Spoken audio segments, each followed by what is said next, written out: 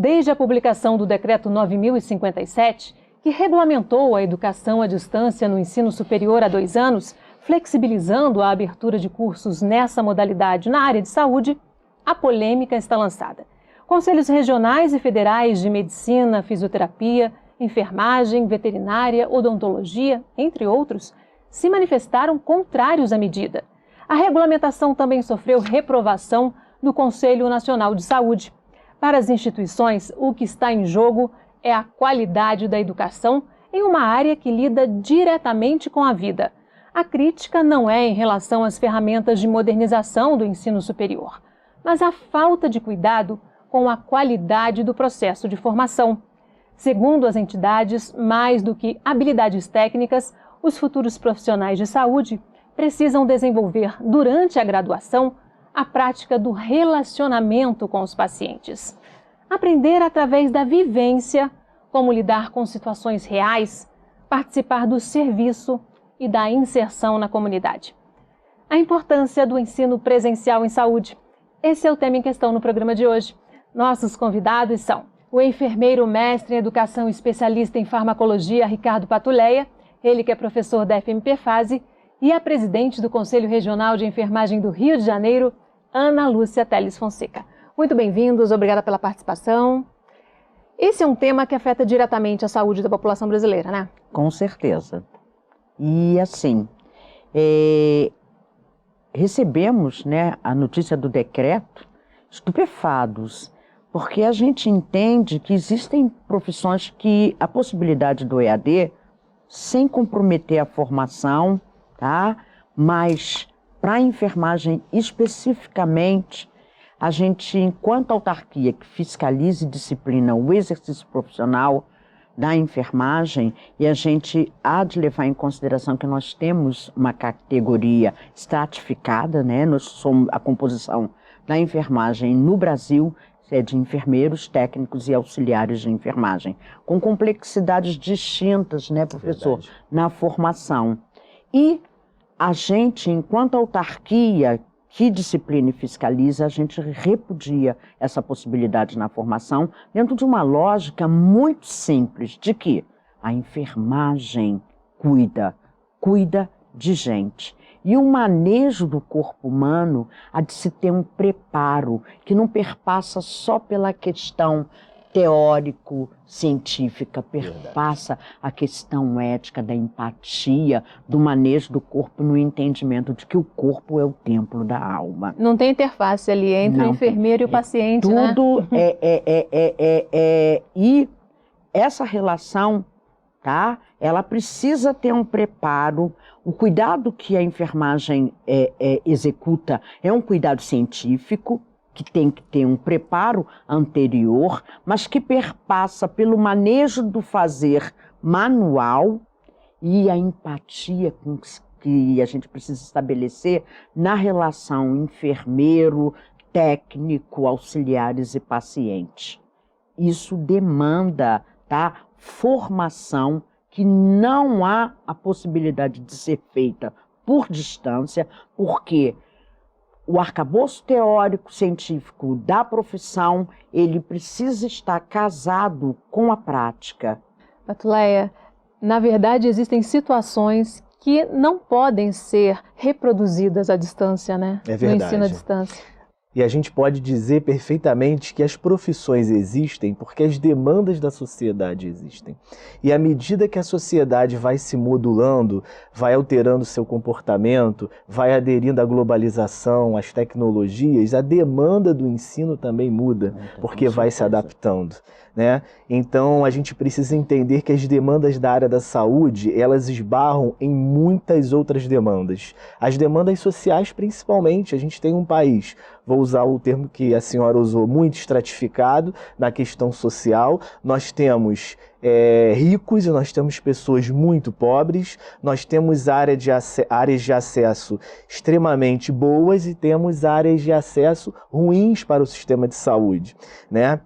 Então isso leva a gente a crer que formar um profissional de saúde no Brasil é complexo. Essa reflexão precisa ser feita porque esse futuro profissional ele vai ter que passar por teorias, por discussões mediadas por outros profissionais experientes que vão levar esse aluno a reflexões sobre o tema saúde, que não esbarra só nas questões de saúde propriamente ditas, mas nas questões sociais também. Eu acho que isso tem que ficar claro para que a gente possa vincular saúde com outros termos também e demonstrar a complexidade do que é formar em saúde, não desmerecendo outras profissões, obviamente. Você falou aí das diferentes realidades no Brasil, né, que é um país gigantesco. Me permita colocar, professor, e complementar, que nós temos um país de dimensão continental.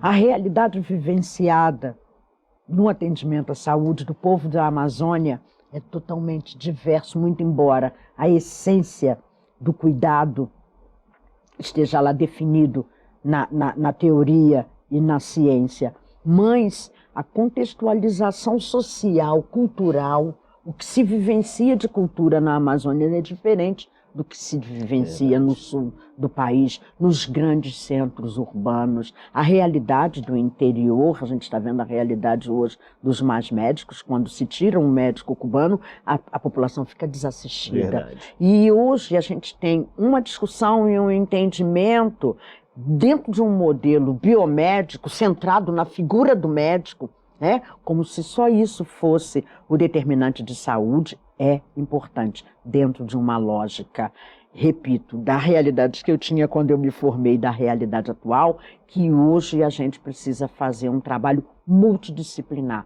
frente à complexidade do que é cuidar das pessoas. E em cima de toda essa diferenciação cultural que você falou, esse país multiplural que a gente vê por aí, como que uma universidade oferece um ensino à distância de uma profissão da saúde lá no Maranhão para uma pessoa que mora no Rio de Janeiro?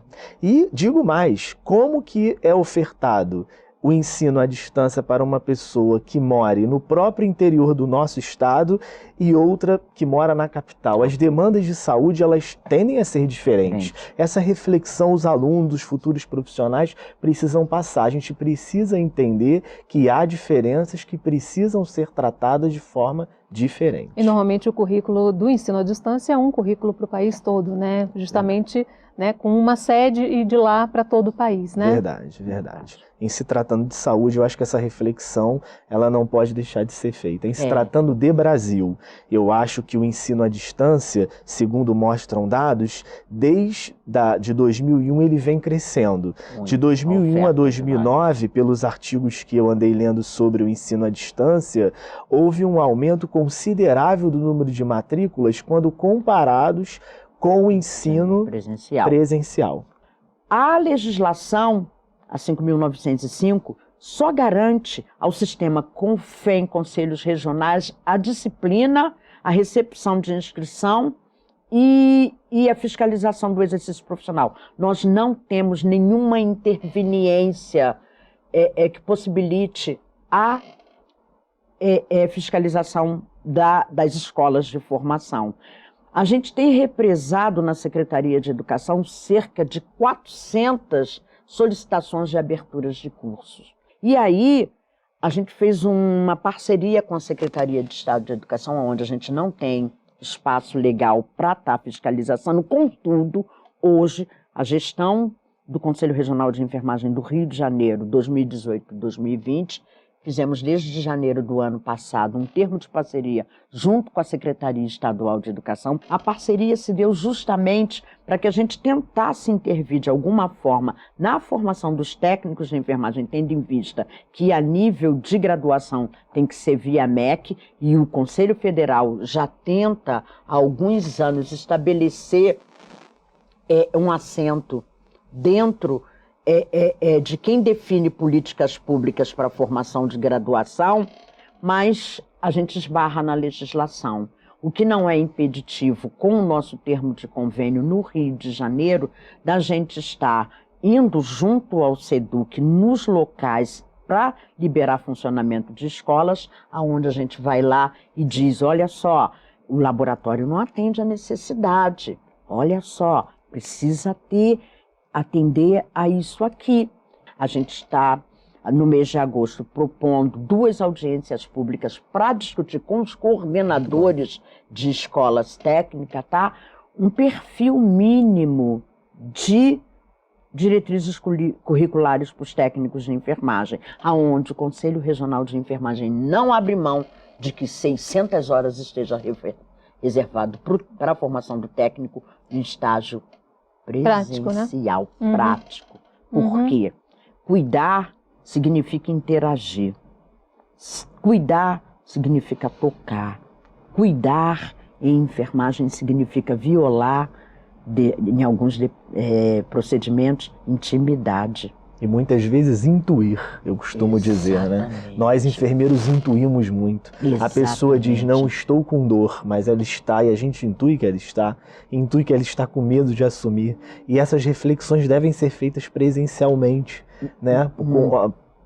Aproximados das pessoas. E nessa dinâmica presencial, além do relacionamento importantíssimo, primordial com o paciente, tem o relacionamento com os colegas, com os professores, uma formação também de rede de contatos, né? Não, o famoso network, né? É verdade. E eu costumo dizer o seguinte, que a faculdade de enfermagem, eu sempre falei isso, inclusive quando também dava aulas no curso técnico, ela se torna um hospital. Ela se torna o posto de saúde, ela se torna o centro cirúrgico, a realidade do trabalho é trazida aqui para dentro. E esse contato com a turma dita muito a questão do relacionamento interpessoal, que é fundamental para a manutenção do que a gente defende e do que a senhora falou muito bem, a questão da equipe multiprofissional, né? Desde anos a gente teve a saúde centrada na figura do médico, né? Que era o autoritarismo do doutor. Isso não tem mais. Hoje o médico encaminha pacientes para outros profissionais, nós encaminhamos pacientes para os médicos, a equipe discute os casos e cada um de maneira uniforme e com total benefício ao paciente define suas condutas. Então essa reflexão, ela fica de uma forma presencial. Esse contato que você está dizendo, essa necessidade de dialogar com o colega, de preparar trabalhos em grupo, de contato, de dinâmicas, de cuidar em equipe nos centros de simulação e laboratórios de formação, é fundamental. E desenvolve também o senso crítico, né? Aprimora esse senso crítico fundamental. Exatamente. Né? E preste atenção, eu nunca labotei na docência, sempre fui enfermeira assistencial, tá? Eu tenho 38 anos de vida profissional e tenho uma formação muito interessante porque eu sempre trabalhei em 2 empregos. De manhã eu era enfermeira da atenção primária, à tarde eu era enfermeira da sala de oncologia, de quimioterapia, eu sou especialista em oncologia, tá? Parece paradoxal, mas não é, porque em tudo a gente tem a questão da prevenção. Verdade. Mas eu quero trazer essa discussão no sentido que o EAD ele tem uma proposta perversa quando ele desconstrói a relação docente-discente, né? Eu tenho quase 40 anos de vida profissional, tá? E eu me lembro com clareza, tá? Da minha professora de fundamentos dizendo para mim, a doutora Cleonice, lá na UFRJ em 1977, talvez você nem tivesse nascido, ela dizia o seguinte: cuidado de enfermagem executado sem registro é cuidado de enfermagem que não aconteceu. Pensa, há quase 40 anos eu ouvia isso. Eu me lembro da figura da minha professora aqui do primário, quando me acolheu e me abraçou porque a minha irmã rasgou o meu exercício de casa. Eu acho que a relação professor-aluno é uma relação de sacerdócio, porque o professor tem a função de intervir diretamente na formação desse aluno. E quando a gente estabelece uma relação com a máquina, eu não estou aqui demonizando máquina, não, até porque eu acho que é importante na evolução humana, né? A tecnologia pesada é bem-vinda, ela é bem-vinda para otimizar processos de trabalho. Agora, ele precisa ser encarado como um adereço e não como a formação. A gente fica pensando, tá? Tenho muita preocupação da evolução da minha profissão, né? que vai acontecer daqui a 50 anos se a gente vinga essa história de se formar profissionais de saúde via EAD, repetindo, com comprometimento grave e sério da relação professor e aluno. Ok. E você já pode assistir a programação da Fase TV ao vivo no YouTube. Passa lá no youtube.com/fmpfase. No nosso canal você também pode conferir os episódios que já foram ao ar, rever ou compartilhar algum programa. Vamos fazer um rápido intervalo. No próximo bloco, a gente continua falando sobre a importância do ensino presencial em saúde. O Em Questão volta em instantes. Até já!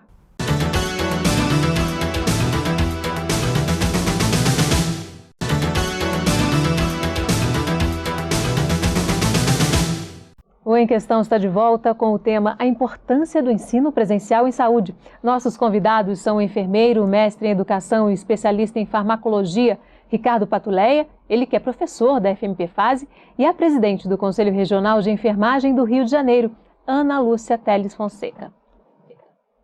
A gente precisa fazer uma diferenciação aí, que a gente está falando da formação, né, da graduação, daquela primeira formação do enfermeiro, do profissional de saúde.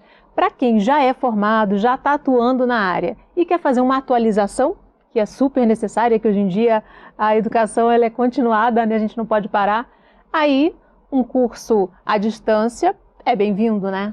O ensino à distância, ele precisa estar linkado com a questão da qualidade e a questão de respeitar a formação de base do profissional.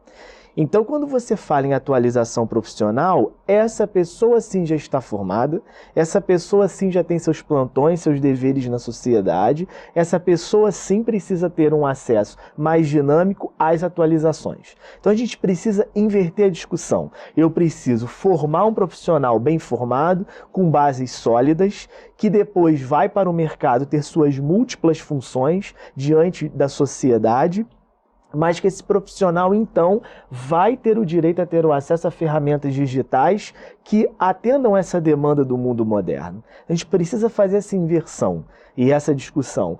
Então, quando a gente fala do mundo moderno para aquele profissional que já teve suas bases teóricas, práticas, consolidadas, é totalmente aplicável essas ferramentas do mundo moderno, à distância, só excluiria especializações. As especializações, obrigatoriamente, também devem levar a reflexões, a práticas. Você não pode formar um enfermeiro oncologista, como a senhora é especialista, chegando lá e fazendo o quê? Não tendo uma prática de funcionar um catéter periférico, de inserção periférica, né? De saber... Manejo do catéter totalmente implantado. Exatamente. Isso você não consegue estabelecer o domínio em EAD.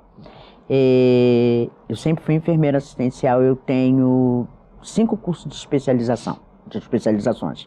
Essas 5 especializações, elas aconteceram ao longo da minha vida profissional em função da demanda de trabalho que eu tinha naquele momento.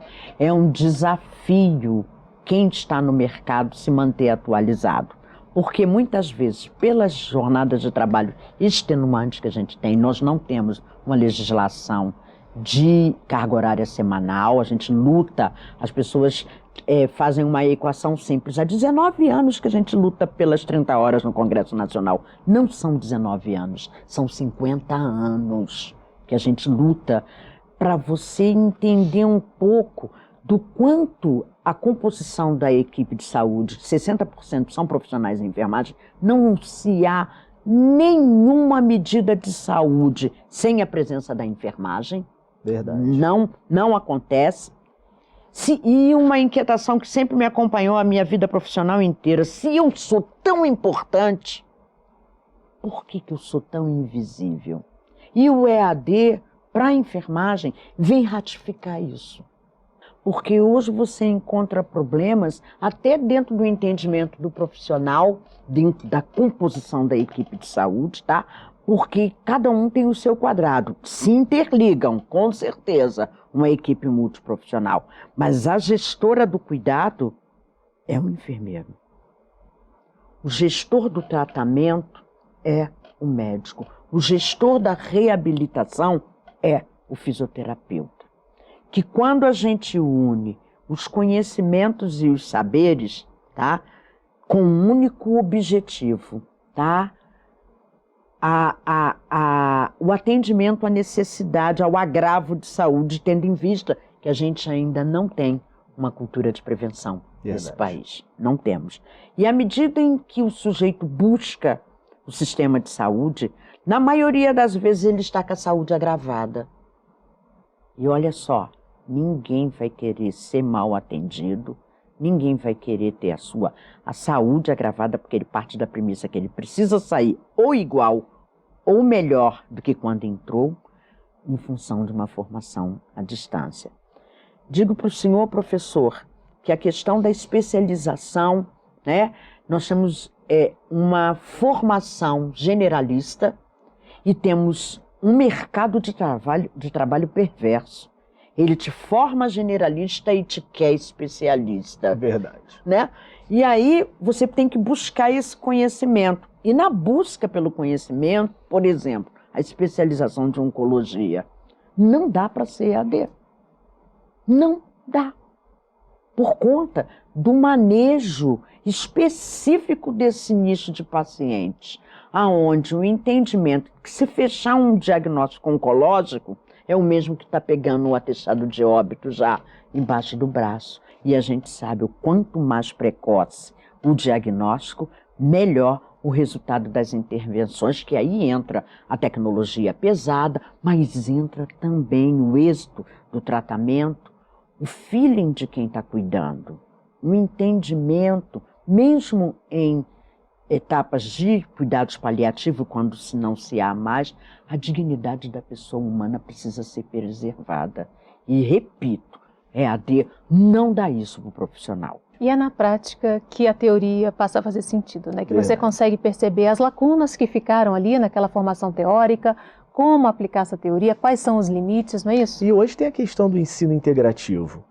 Hoje, por exemplo, eu sou professor da área de farmacologia.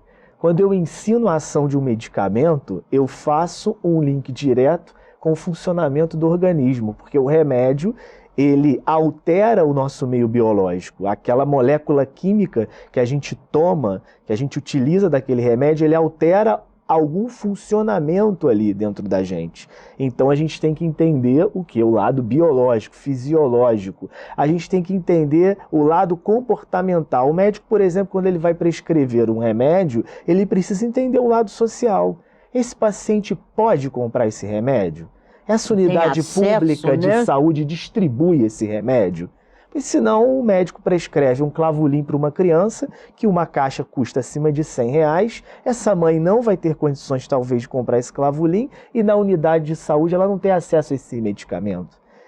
Então, você vê, eu comecei falando da molécula do remédio, da parte química, da parte fisiológica da questão e terminei no social.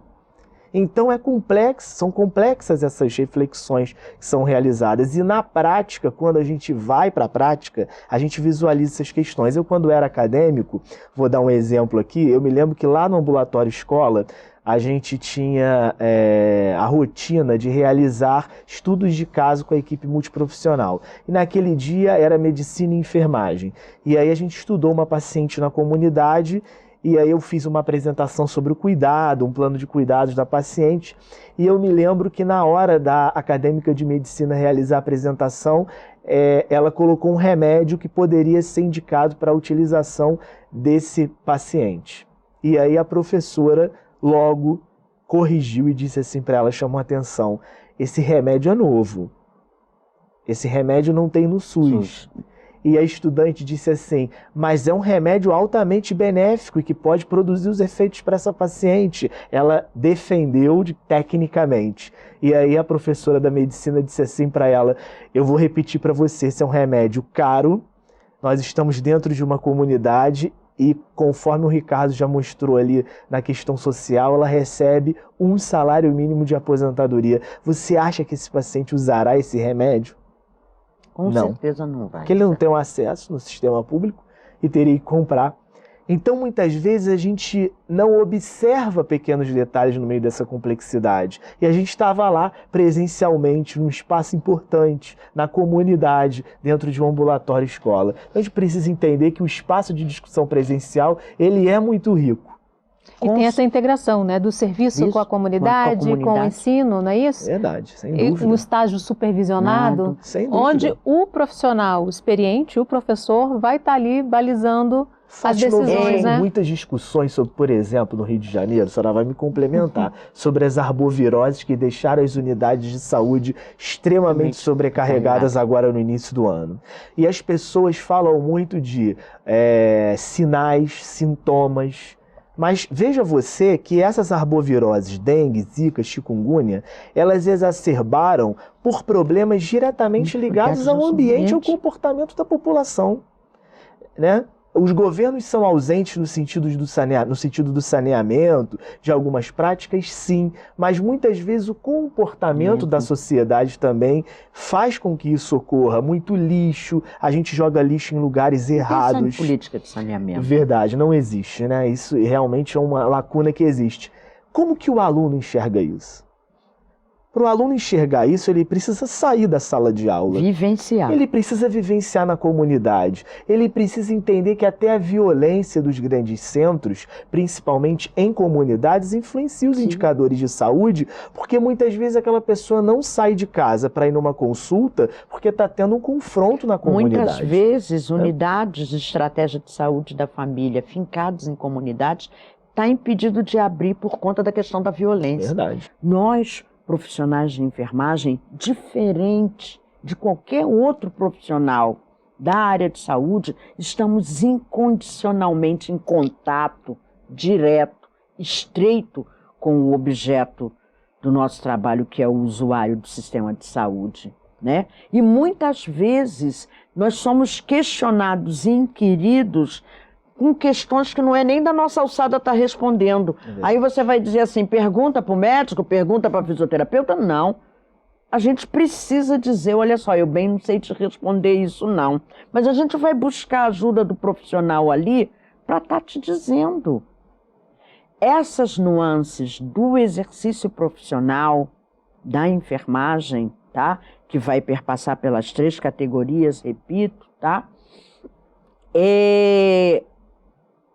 Elas só se sedimentam num profissional com o tal do embasamento teórico científico e com o fazer. E fazer sempre. Ok, e você também pode acompanhar a Fase TV na internet, quando e onde você estiver. E agora também com a programação ao vivo, hein? O endereço está aí na sua tela, youtube.com/fmpfase. Faça a sua inscrição e receba os alertas dos novos episódios. Vamos fazer mais um rápido intervalo. No próximo bloco, a gente continua falando sobre a importância do ensino presencial em saúde. Até já!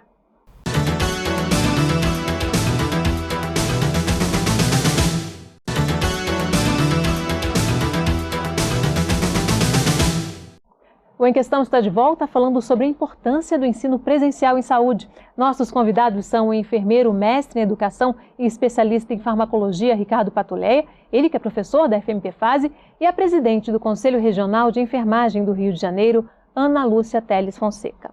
Tem uma questão preocupante aí no decreto que flexibilizou o ensino superior em saúde, permitindo o EAD, né, que permite que faculdades, universidades que nunca tiveram esses mesmos cursos presenciais possam oferecer esses cursos à distância.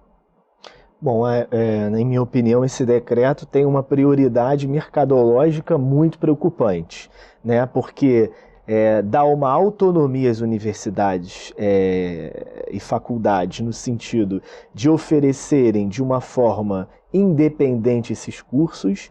Vou repetir, sem uma reflexão de um Estado que deveria controlar melhor determinadas atividades e, em busca de liberalismos, né, faz esse tipo de coisa. Então, por exemplo, uma faculdade de enfermagem que tem o ensino presencial, ela agora vai fazer um EAD para formar um enfermeiro? Só porque ela teve a experiência com presencial e todas as questões que nós colocamos aqui. Mas o decreto, ele permite que a faculdade que nem o presencial tem, possa abrir o ensino à distância. Para você ver a gravidade. Ela não precisa nem da estrutura, nem da experiência, da expertise do presencial. Laboratórios. E a questão do contato com os laboratórios. Quer dizer, se nem quem oferta tem essa autonomia, né? Então imagine a gravidade. Isso é um liberalismo mercantilista que acontece nesse decreto, foi prioridade, parece que, desse decreto, para sanar problemas educacionais no Brasil.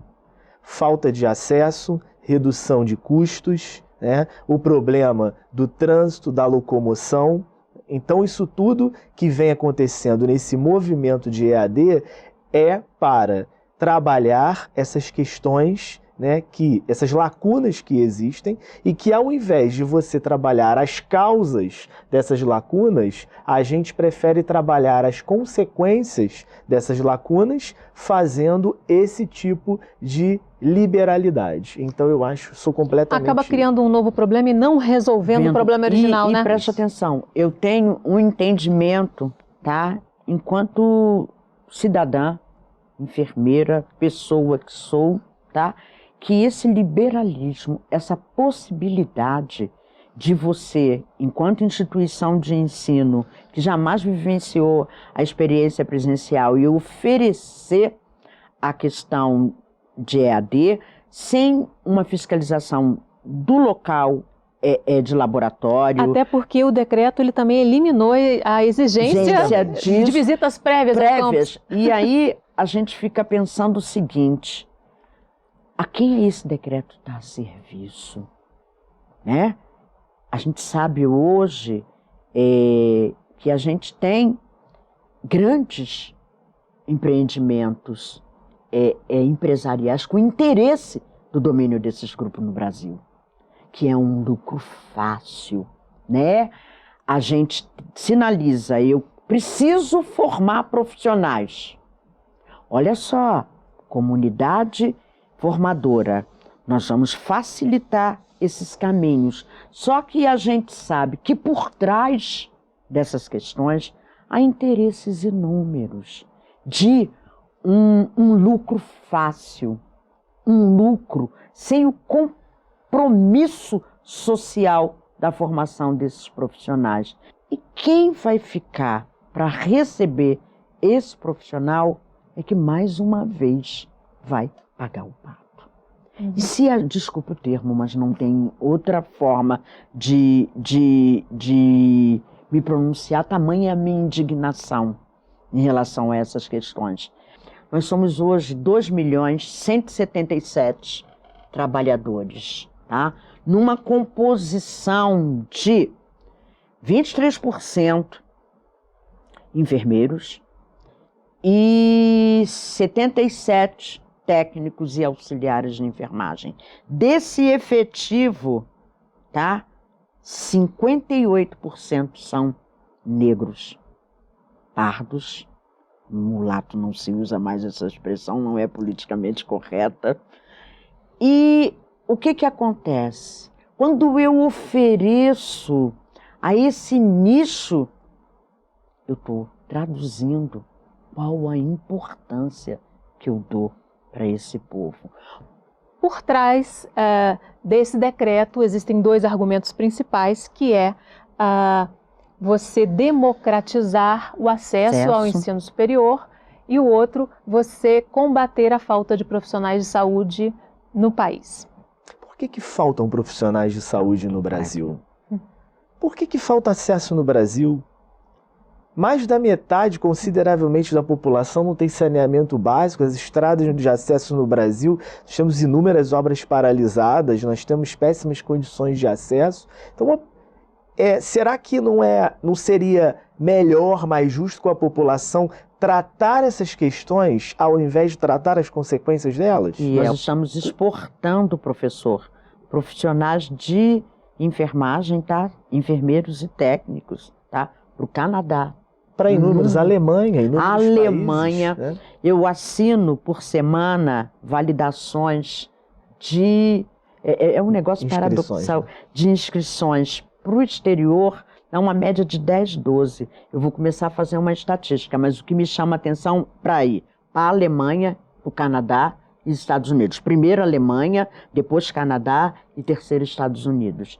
Então, a gente fica pensando assim, meu Deus, que falta é essa? Que atrativo eu estou oferecendo para esse profissional? Qual a importância que eu estou dando para o saneamento básico? Qual a importância de se ter políticas salariais para que você mantenha o profissional nesse cenário? Hoje a gente tem uma evasão de saberes. E aí a gente tem os dois lados dessa questão, né? A massificação do ensino sem a qualidade. Quer dizer, as pessoas têm direito ao acesso ao ensino superior, mas elas têm direito ao acesso do ensino superior com qualidade e essa é uma não sem qualidade. preocupação que a gente está falando sob a ótica nossa profissional, sob a ótica dos formadores, mas sob a ótica da população. A população também tem que fazer sua crítica. Ela precisa olhar uma propaganda de um enfermeiro formado à distância e dizer, será que esse futuro profissional vai me atender bem lá? Vai saber funcionar minha veia quando precisar? Então é importante. E para terminar o raciocínio, por que falta profissional de saúde no Brasil? Porque o gasto em saúde não é um gasto racional, por diversas questões que a gente não vai tratar aqui e que os governos não tratam essas questões. Se a gente pegar um hospital hoje, estudar os dimensionamentos de recursos humanos, de material, de consultas e exames, a gente vai ver que pede-se exames demais desnecessariamente. Isso é custo para o sistema. A falta de profissionais não está diretamente, na minha opinião, ligada à falta de formação. Está ligada também a uma ingerência de uma forma geral sobre o sistema. Porque se você estudar, nós temos profissionais desempregados. Sim, nós temos muitos profissionais talvez que não atendem às demandas de mercado. E a gente diz, faltam enfermeiros no Brasil. Então por que o poder público não contrata mais? Por que o ente privado não contrata mais? Né? E aí esse meu aluno precisa sair da graduação sabendo fazer essas discussões. Os conselhos de saúde, né, de várias categorias, têm dito também que por trás da flexibilização do ensino superior tem o objetivo de atingir a meta 12 do Plano Nacional de Educação, que é de chegar a 33% dos jovens entre 18 e 24 anos na universidade até 2024, né? Quer dizer, atingir uma meta a custo da qualidade? Da qualidade. E preste atenção, eu faço a proposta, né? E aí a gente começa a se atropelar em políticas públicas, né? Porque a gente não está pensando nesse aluno, tá? De formação mesmo. E hoje, tá? O efetivo de desempregados que a gente tem, a oferta de trabalho, tá? No estado do Rio de Janeiro, a rede privada não paga o piso salarial do enfermeiro, do técnico, do auxiliar.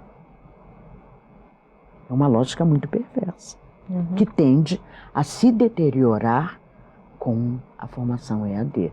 Por isso que eu tenho uma preocupação muito grande do futuro da nossa profissão. O Conselho Federal de Enfermagem realizou uma série de vistorias em 315 polos de apoio presencial de faculdades que oferecem ensino à distância em enfermagem e fez umas constatações nada favoráveis, né? Com o advento do decreto, o Conselho Federal, o sistema, fez uma movimentação que eu achei extremamente interessante. Paralelo a essa força de fiscalização nesses polos de referência de EAD, ele fez audiências públicas ao longo de todo o Brasil. A professora Doris Daia, ela é uma professora de enfermagem da USP, tá? Ela fez uma cruzada nesse país. E é estarrecedor, a última vez que eu vi a atualização dos dados foi no ano passado. Eu acho que eu estava em Campinas na apresentação dela. E é estarrecedor, tá? Esses polos, tá? Funcionando. Sem laboratórios, sem bibliotecas. Sem nada. Aqui é o polo de EAD de enfermagem tal. Quando você vai vistoriar, e hoje quando a gente está participando desse processo de análise de cursos de técnico de enfermagem, a gente encontra um negócio que é surreal, tá? O sujeito aluga o laboratório, recebe a a fiscalização, E depois desfaz. E não tem laboratório. No relatório do Conselho Federal, algumas instituições, tá, eles encontraram nessas condições. Aí eu me pergunto, a quem a gente quer enganar? Está havendo uma mobilização de todos esses conselhos em prol do ensino presencial. Agora mesmo nós vamos sentar, agora em agosto, com alguns conselhos no âmbito do Rio de Janeiro, tá? Nós vamos discutir a questão do EAD junto com a odontologia, com a farmácia, eles estão bem engajados nessa movimentação. Odontologia, farmácia, serviço social. São 14 categorias da área da saúde, da área né? de saúde. Eu agora não estou... Mas nós vamos discutir. E aí, olha só, quando a gente pensa que está ruim, é muito interessante. O Brasil se redescobre, piora. E agora, com a tal da PEC, para acabar com a obrigatoriedade da anuidade das autarquias que disciplinam exercício profissional, a gente está se mobilizando, porque se isso se consolidar, vai significar um tiro na autarquia que disciplina e fiscaliza. Se a gente tem problemas, nós vamos ter muito mais. E o que a gente faz a nível de mobilização?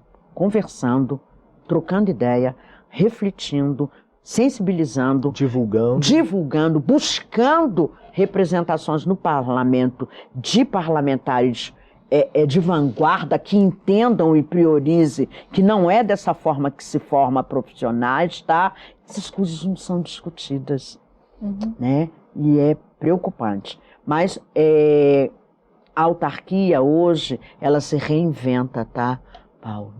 Na medida em que a gente não está fazendo só o papel de disciplinar e fiscalizar, mas também se engajar nas questões da profissão, tá? Desde a formação, a gente recebe algumas críticas enquanto autarquia no envolvimento que a gente tem com as escolas hoje, mas o envolvimento que a gente tem com as escolas hoje é sobre uma lógica muito simples.